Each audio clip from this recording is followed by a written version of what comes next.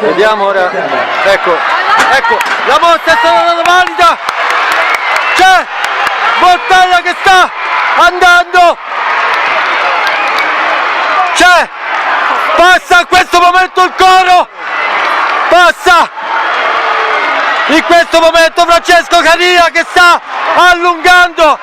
è riuscito a passare la contrada di Montagna, sta avvenendo fortissimo anche Castello che non riesce a passarlo,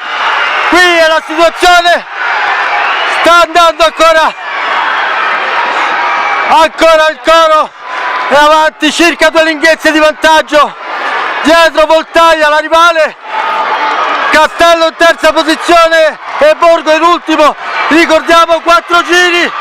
e poco più, questo è il secondo giro con il coro che sembra controllare la situazione,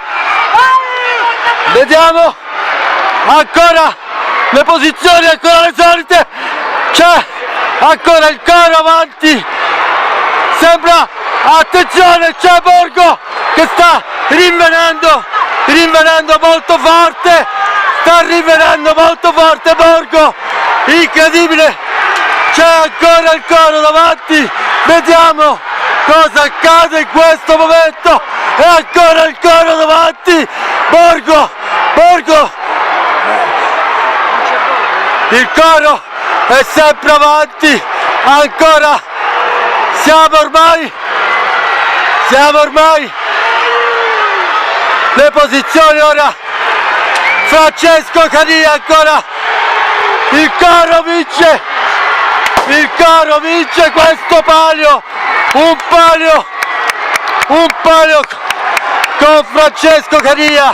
un palio quasi sempre al comando, un grande palio, forse inaspettato da tutti, una contrada che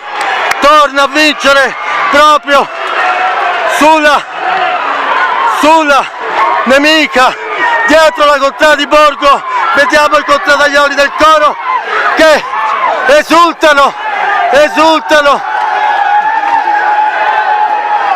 vediamo, coro era la contrada nonna, portava la cuffia, vince un palio, un grande palio da parte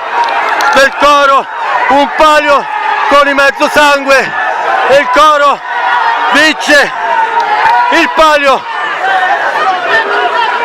di Nano, il palio dedicato alla Madonna di San Pietro, e ora andranno al santuario per i giusti festeggiamenti, vediamo l'esultanza della contrada dello Stretto, è un'esultanza giusta, un palio vinto, una giovane capitaneria, forse anche troppo parlata, dobbiamo scendere.